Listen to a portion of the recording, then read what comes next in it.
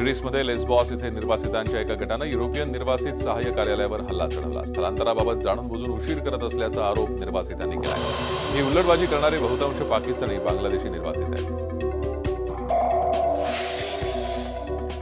इराकमधल्या मोसुलच्या दक्षिणेकडे कय्यारा शहरातून आयसिसला हुसकावून लावण्याचा प्रयत्न इराकी पोलीस आणि हाशिद शाबी या शियापंथीयांच्या निमलष्करी दलांच्याच गटानं सुरू केलाय। या दलांना कार बॉम्बच्या हल्ल्यांचा सर्वाधिक धोका आहे।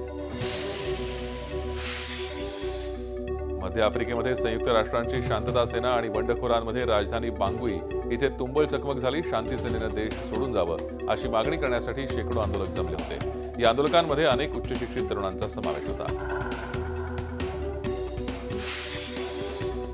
माल्टामध्ये लुका विमानतळावरून उड्डाण करताच एक विमान कोसळलं। यामध्ये विमानातल्या सर्व 5 जणांचा मृत्यू झालाय।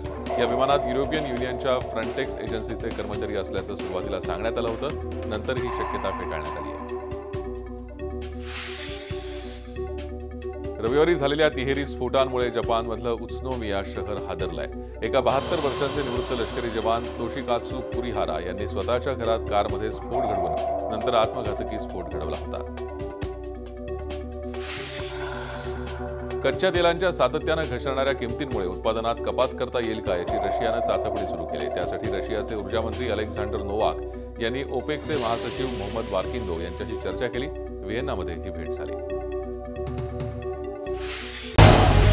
झी 24 तास रहा एक पाऊल पुढे।